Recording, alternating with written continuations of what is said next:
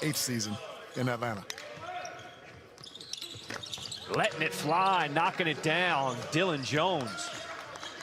My name's Corey Tulaba. Welcome to Film Sesh. I'm here today with Dillon Jones, Weber State wing, guard, forward, basketball player.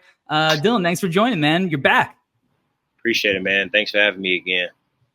Happy to have you back. We did this thing last year. I think it was one of the more fun film breakdowns that we did because of your ability to talk the game, to read the game. But since we, spoke last time, a lot has changed.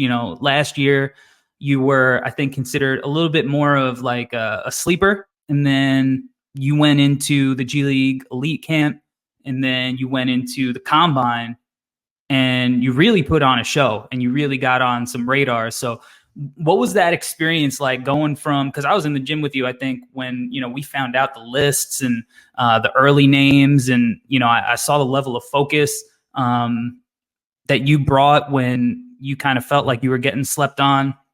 And then to go into those events and put on the performance that you did, what was that like?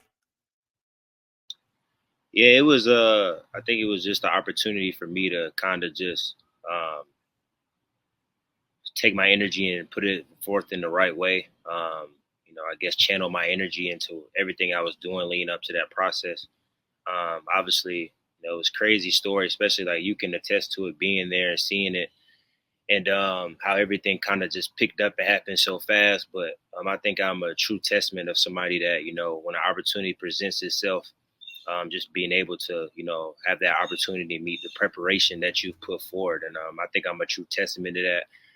There's going to be guys like that this year, I hope. All it takes is one opportunity, and no matter how you get there, it's all about what you do when you get there. And I'm a living testament of it, and I think it's ultimately, changed, I guess, how I'm perceived in ways, but also how I've always thought about myself. And we're going to show that in the film here. And like I said, like, if you look at the modern NBA now, right, like, what does every team want? Like 6'5", 6'6", dribble, pass, shoot, multi-dimensions, and like that's your game, right? Like you have all of that. So I want to start with your passing and your playmaking. And the first thing I think that, you bring, and partly it starts because you're also like, a next level rebounder. You've been like at 10 rebounds or more a game for a couple of years. Your ability to, you can grab and go and finish yourself, but you also have these hit aheads to get other guys out in transition. So what are you seeing, and how do you make these kind of passes in confidence? Yeah, I think just from being with my coaches and stuff for 4 years, when I came in, like any other freshman, I kept trying to dribble too much and do things like that. And the one thing they just tried to tell me, like, was the least amount of dribbles, the better. And first thing I'm looking, anytime I get a rebound, first thing I'm looking for is the ability to pitch the ball. If I can pitch it, like if you really break down the film, whether it turns into someone's layup or not, if you really watch the film, I try to pitch the ball any opportunity I can, whether it's cross court, hit ahead just on the same side, anything like that. That's like my first thing I try to do, obviously, because a pass like that can move way quicker than the dribble can. And he's a good player. It's a good opportunity. And I think that's was a real strength of mine too, because when I can rebound and push like this, then you got point guards, like he's our point guard. Now this was a break ahead, but if I give him a hit ahead on the wing as a pitch, now we got our point guard able to make decisions in transition, playing 3-on-2, 3-on-4, 4-on-3, or whatever it may be. It gives our point guard the ability to get out and make those transition plays and passes at a disadvantage. But even when you slow it down, right, like you have all of the reads, and you can hit the roller, you could throw it over the top, you could hit the pocket pass. But you're, I think you measured, you're like 6'5.5", probably 6'6" in shoes, right? How much does your height kind of help you to kind of like see over the defense in these scenarios? It helps big time. It helps me, gives me the ability to like scan the floor and really take my time. I love to say that, like, when I'm watching players, like, whatever position I'm playing, I like Luka example. He's a perfect example of this. Like, never sped up, and he can just scan for days, scan. And when it's a team like hard hedging, maybe my pace got to pick up. But like right here, when the team's switching, the read is easy. He's under the switch, hit the lob over the top. And then you mentioned the pace that you could play at. You mentioned Luka, and you like how he can probe and the pace that he plays at. And I like this here, playing with different speeds, right? Like different cadences. What does that do to the different guys? Whether it's the big putting him in a 2-on-1 or the guard that's going to try to recover. How do you think that helps you operate out of these screens? Yeah, I think it helps a ton because honestly, playing in my league, like I think people were like real antsy to guard me. Like they were just like ready for the challenge. And I kind of use it to my advantage in a way. They were trying to speed up, I played slow. They were trying to slow down, I played fast. And this play it just makes it easier just because, like you said, when he rolls and just being able to play at different speeds, like honestly, a lot of times I'm not even watching the guy that's guarding me. I'm watching the second line. And the fact that they're in deep drop, which means they're going to stay home on shooters. That's why you play deep drop, to not have to tag as much. So I'm only just reading the big here. And when I see him take one step to Alex, I knew to act like I was going to attack and he was going to step up because I was late. And as soon as he did that, I knew the drop off was going to be there because the guy that was guarding me was going to be in pursuit. They wasn't going to go under. And if they went under, it would just be an easy decision to shoot. So, yeah, I was just reading the big. And as soon as he turned, like he was going back to Alex to vacate, I just just gave up. And it wasn't even fast, but it was just like a kind of like a little movement, like I was going to attack. Mm-hmm. And he came right back, and I knew the pass was going to be right there as soon as he did it. And now this one, I think, we talked about it last year, your ability to see the entire court.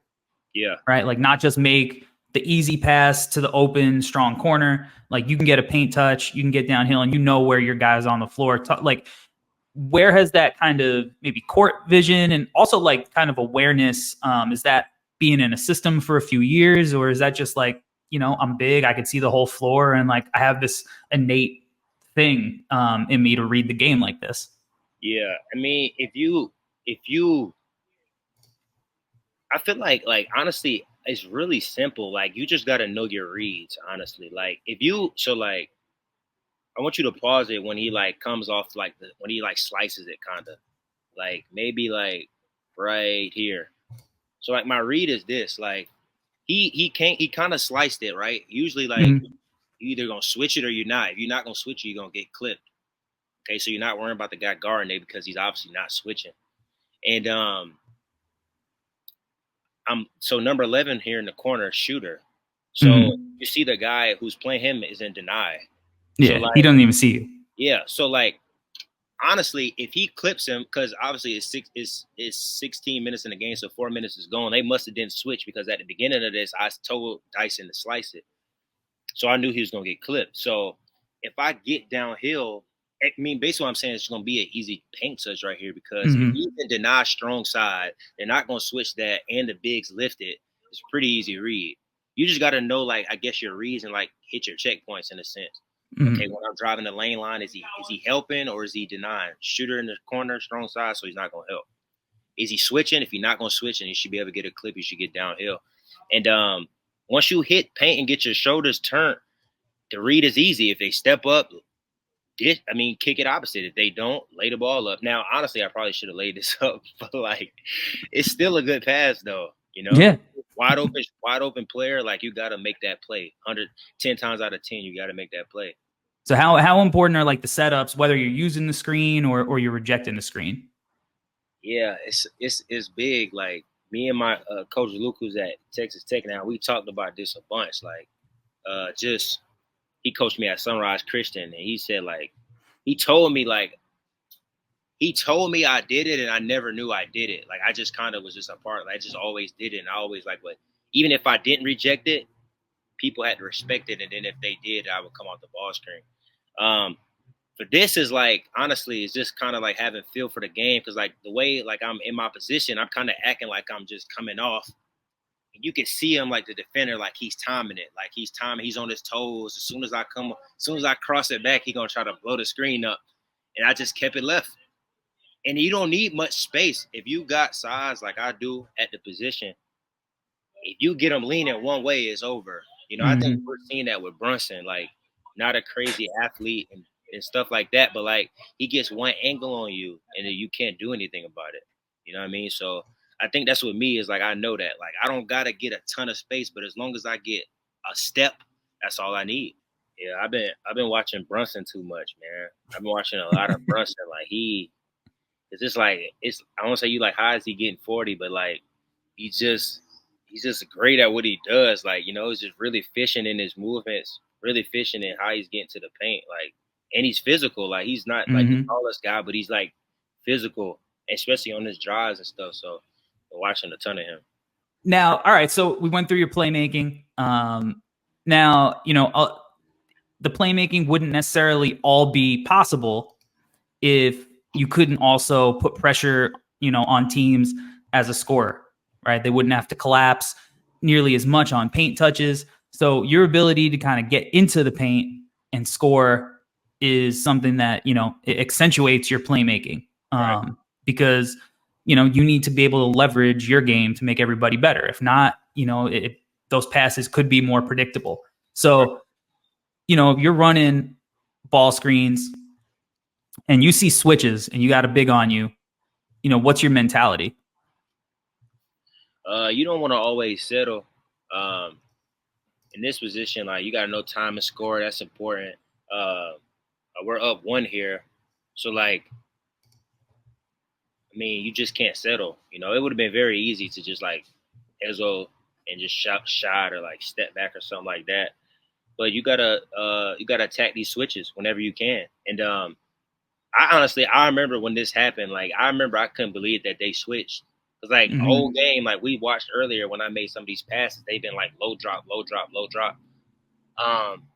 But I remember like when this play was happening, I was hearing the coach. He was yelling like the switch coverage. Cause like you remember things that teams say in the game and like what they're saying, colors, whatever. Like So I think he said whatever color he said, and I was like, I won't say I thought I didn't hear the right thing, but like I knew like they were gonna probably switch this when I heard what he said, and when they switched it, I just knew kind of like what to get to in a sense. It was a simple read. Like even if you're not the fastest player, it's all about how you change speeds and how you change levels in your height and stuff. So like Shea. Exactly, literally. So like when you come off, I kind of came off high, and then quick move is like you could get wherever you want, honestly. You're not like somebody who constantly finishes like above the rim, putting guys on posters, right? But so you have these crafty finishes too. Yeah. So take me through this one. Like he's literally like, and this is like honestly what I faced all year. Like a lot of guys like in our league, like they couldn't guard me in a sense. So like they would just retreat, and just like they would literally just live with the shot. And when I seen how he was playing, I knew like if I showed the ball at that last minute, I would like lift him. And again, you don't need a ton of space. All you need is that one little like step. And as soon as I took the like step back, like I was gonna step back, and he lifted, I had the angle I needed, and I just kind of drove it by him. And it don't have to be like a perfect layup. Like I shot that left hand, left foot. Like that's like different finish. Like for me, like you said, if you're not above the rim, you got to switch it up. You got to like miss time defenders that's like weak side like that. And 15, he was down there. He could have blocked. He's athletic. Like he could have blocked that. But I didn't think he was expecting the regular layup. He didn't expect the left hand, left foot. And right. It messes the time up. Right. So you got the perimeter stuff too.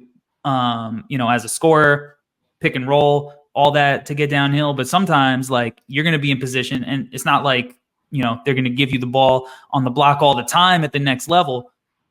But when you get a mismatch on you, you can go in the post a little bit. Right. Yeah. So take me through this. Yeah. So if you pause it, like when I got it on my catch, like if you like pause it right here, like it's all about seeing the picture. Like if you pause it right here, like look, I'm looking, he's loaded over. But like he was loaded, but he wasn't in a position where you was gonna double. Mm-hmm. Like, I'm notorious for making this pass to that corner, skip in the post. So, like, when he's in no man's land, if he left and, like, he's on an island, it's like there's really nothing else to be done. Again, it's just about knowing, like, your reads and what you're actually looking for on the court. I mean, right, like you said, like you definitely can make that pass to the weak side. Like again, mismatch here, right? A little more physical, Yep. and that's how you make them pay. Yep. Same pass.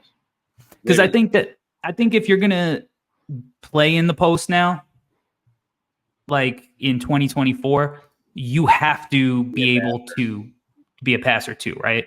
Yeah. But it's not just mismatches too. Like you're strong, Right. right? Like you got St. Thomas, big dude, just big boy him, Yeah. right? So take me through this.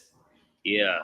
Like, honestly, like, as I like this, I probably negated this a ton, man, in my game. Now, part of it was like being smarter because, like I said earlier on, when I was younger, I would get called for, like, people would flop on this and refs wouldn't know how to call it, and they'd just call a charge, and then it'd just be whatever.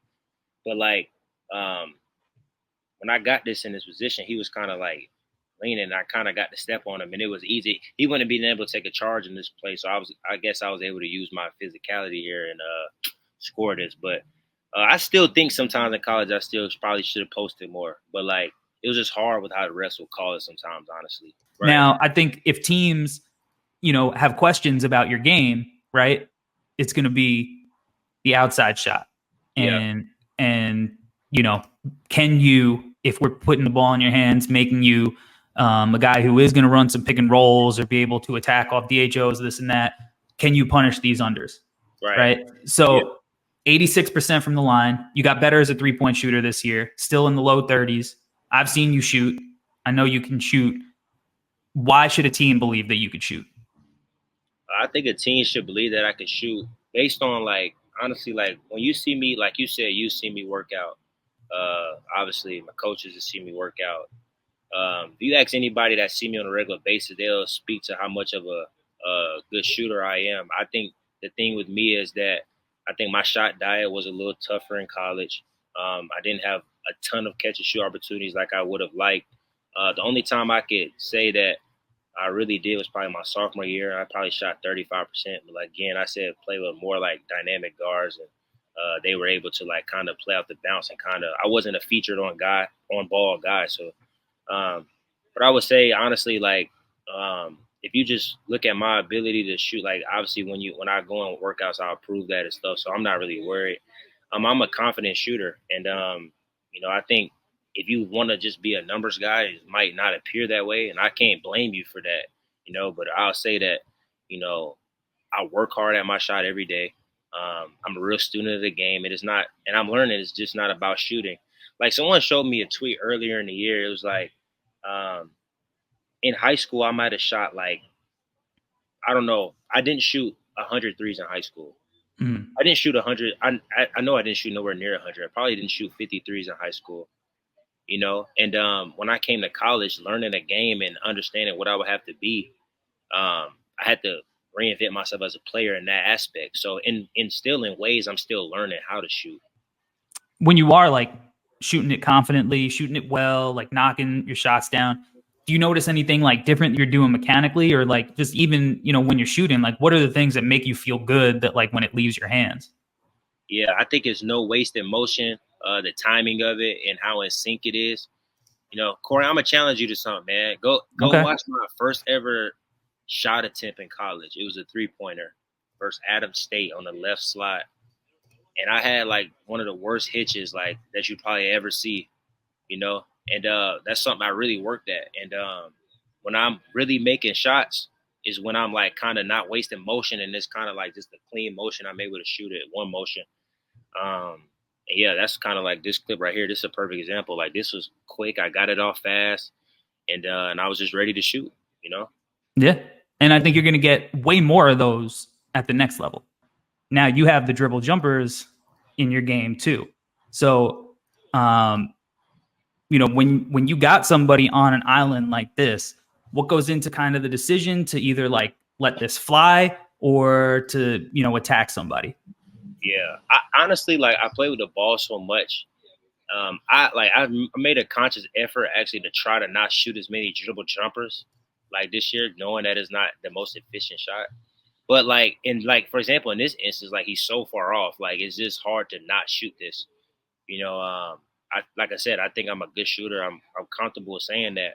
So it's just like when the opportunity presents itself, and I feel like I'm just letting somebody off the hook in a sense, I'm gonna shoot it every time. That's the confidence I have in myself and my shot. So like right here, he's so far off. Like he's damn near he's like elbow extended inside the 3-point line, the old 3-point line. It's like honestly, I'd be doing myself a disservice if I didn't even attempt this. So I would say that, honestly, I try not to settle for many of them as much as I did, but sometimes, I just still was, and at this point of the game, obviously we're down too. So like, anything goes, and Right. it's just like, you just got to still be aggressive. But now last year when we did this, we didn't touch on your defense. We were going so long on your offense, kind of did here too. But I want to touch on your defense because I think you got way better as a defender. And I saw somebody online, I think you responded back. They said you didn't have any dunks, so I want to show a couple of dunks for you here too. Yeah. But you've always, even though you're not like a guy who gets a ton of blocks, even though I'll play one in a little bit, you've always had really good steal percentages, and that goes, I think, into your quick hands. So take me through like what you're looking here to just kind of swipe, just take it from them. Yeah, I think ball pressure is something that I try to like do and be more consistent. Like for example, like now I play a ton of minutes. Obviously, like I can't display it as much as I would have liked to, obviously, but like this is early in the second half. I still got like good energy, like good, I guess, like legs in the sense of like the half just starting, kind of just got a break. I probably played the whole 20 minutes in the first half, so yeah, I just try to like pressure the ball at any opportunity I can. This guy's scouting report also is a shooter. So like, it's all about knowing that too. And being that he's a shooter, I pressure the ball, and I was able to just kind of just, pressure him. And then once he kind of was careless, I just swipe. And I know I said that, you're not a guy who like gets a ton of blocks. Does some of that go into like the fact that, you're trying to stay out of foul trouble? Cause I mean, give me that. Yeah. That's what it's all about. Like, I think like positionally, I am a really good defender, especially like second line and stuff. And like obviously seeing it, knowing the rotations and things. This is my rotation, and he was going up for the dunk. And like again, I don't have the luxury. I didn't have the luxury to just waste fouls, and I was a real important piece of my team, and I understood that. So I didn't put myself in a lot of these opportunities, but like when they did present itself, I did try to make plays, and this is a perfect example of it. I think, yeah, and this one too. Like sometimes in college, because you can stay in the paint longer. Yeah, right. Like guys will, if they're the low man, like they'll just be waiting in the semicircle. Right. This one is more you're outside the paint. Then you come one step vert, use that length at the rim. I think that was one step. Yeah, that's you got up there. I think that's a big time play. Now, take me through this one. You remember this play? Yeah, turnover, and then like again, like anytime it presents itself, like I'm gonna at least like try. I can't like again. I don't have the luxury to do this, but like I don't be in this position a lot. You know what I mean? It's hard. It's hard for me to foul somebody being behind them in a sense. Like I knew I wasn't gonna foul him. I was gonna try to make a play on the ball. And when it happened, I just seen him like, and I just made a play. Like honestly, I just made a play, and I just tried to like, not waste a foul and just make a play. And also like we needed this play too. Like look at the score and the time of the game. Like it was like rugged. And after this, some energy. Like, yeah, this blew the game like wide open. After this like blew it open. Yeah, and because when you're aggressive on the ball, and I feel like even this year you were more aggressive as a defender on the ball, and maybe that's like because like even going back to the offense, like you feel more comfortable in knowing what you can get away with and what you can't, kind of learning from 1 year to year one to year two. But like if you look here, taking away space, right? Like low clock, getting in their shirts, and like if you watched the Timberwolves yesterday against the Nuggets, yeah, that's all the Timberwolves they're in your shirt. Yeah. So take me through this, because I think this is a really, really good defensive possession. Yeah, I think again, like look at the score. So like, I mean, all goals, like whether I foul or not, whatever it is, it ain't working. We lose it. So I think I was just trying to like pressure the ball um, and just be aggressive guarding the ball. This guy was going crazy also as well, and so I guess the no foul rule didn't apply here, and I was just trying to like be aggressive and take his space up and try to just make him uncomfortable as much as possible. Um, yeah, the opportunity presented itself for me to be more aggressive, and I think I did it. That's what I was going for. Um, yeah, I think my length actually like helped me with this play as well because like he technically had a step on me, but when I kind of walled up, you know, and with my length, he couldn't really like go past me. Like he had a Right. step right there, but he really couldn't go past me because of my recovery and my length. So I think that's what I attribute that to. Now, you got Zeke Mayo. You remember this possession? Let me see. Yeah, that's a good. He made that right. Yeah, Yeah. I remember. He's tough. Yeah, he's a good player. So how would you guard this different? So Or is that just a good shot? I mean, it's a good shot. Now, honestly, like I want to say you got to live with something, but like when you got somebody taking like crossover threes from beyond NBA range, you got to live with something. I think that's one thing. Like, especially players like that, like you're not going to hold somebody to 0 points, but you could just make them take tougher shots in a sense. Now, I do think if I remember this correctly, the ball something was like ball. We never like ice on the side, so I don't know like what happened with that. So I think that probably went into it a little bit, um, but no, I think it was a good play by a good player. I thought he was going. He sold downhill well. He pulled it back, and at that point, like, honestly, like I got a good contest. You got to live with something. Honestly, Yeah. like I just said. But we see here like a similar, at least a similar possession on like a ball screen, big kind of hedges a little bit, maybe different side of the court. Yeah. But like I think just taking the space away a little bit more when you do that, because I think you're so physical and you are long. Like here you're on the ball, poke away. Big gives you enough time to get back. Yeah. I think that's what it looks like when you're like aggressive as a defender. The other thing, you know, you're 6'6", you're long, you're strong. When guys post you, you're straight. You're calling for that switch. Yeah. Give me that. Yeah.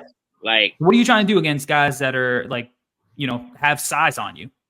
well, I know me, like when I play against players smaller than me in a sense, when I'm in the post, one thing that's hard is like once they're like under you and they're like in your legs and like they really take away your space. So that's what I try to do.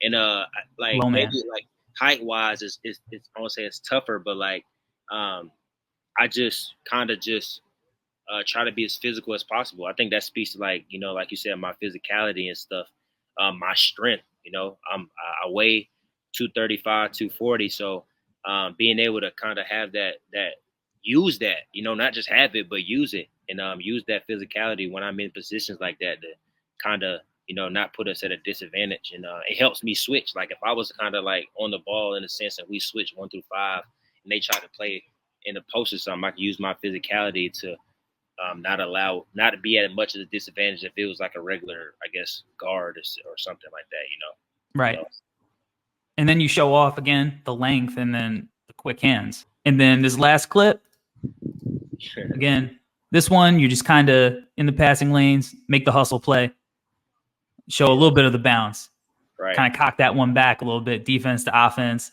Yeah. So you think you got a little bit more bounce than people are going to give you credit for? Yeah, definitely. Like I can't like I don't know how many dunks I had. I don't know how many like and all that stuff. But I say like people are gonna be surprised like when I got like way more to unlock than people know or people will ever give me credit for. But honestly, um that's not I won't say it's not important to me. Like, you know, I think it's all about me knowing that and wherever I end up knowing that and once we do it, people are gonna be like, oh man, like I wish we knew that. And it's like, you know, I think, you know, I can't blame somebody for what they say. Honestly, this shit is on film, but it is what it is. I'm gonna try to display that more for sure. Before I let you get out of here, I mean, we've been going, it's one of the longest film sessions I've done this year. If a team is investing in Dillon Jones, what are they getting out of you? Yeah, I think they getting a player that's ready to play from day one, but still understanding that there's a lot to be done, but I still have potential and things that I can get better at. Even saying that, a player that's going to show up and just do his job every day, approach the game the right way, and honestly be a plus on the floor at whatever that I can do. I think I take real pride in that. I take basketball serious. I love it in the position that I am, and I'm super grateful for it. So I think if I'm whatever team gets me, they're going to understand that, and yeah, and I just hope to be a plus in any way that I can. I look up to players like uh Pajipski from that Golden State drafted last year, and he's a perfect player. I love to just kind of I don't say model, but I love what he did. He was the kind of the guy, Santa Clara. He did everything for them, and then he goes to Golden State and is kind of just this high floor player, can do whatever they ask him to do, fits right in, plugs right in, is just a good player. And those players that I love and that I'm fans of in previous draft classes and stuff like that. So something similar like him, hopefully, and obviously look up to players like Jaime Jaquez and things like that, and what they're able to do from day one, and help teams. So I think that's what teams will get from me. Who are some of the guys that are more established in the league that you look at and you think you could play a similar role to? Maybe not 5 years when you're established, but as you come in as a young player, that you think that you can kind of provide a similar type of game to. Yeah, I think I could be everyone remember how Grant Williams evolved in Boston. I do think we are kind of very, very different players in a way, but I do think he was able to help them from when he came in, he evolved as a shooter as he came in. Players like that. You think about Brunson too, when he was in Dallas initially, coming in the league, wasn't necessarily a featured guy, but kind of built his way up into leading the second unit. Players like that. Honestly, even Tyus Jones is. Players that I don't say people don't really think about, but leads Memphis's second unit for however long he was doing it, and was just really efficient in that role.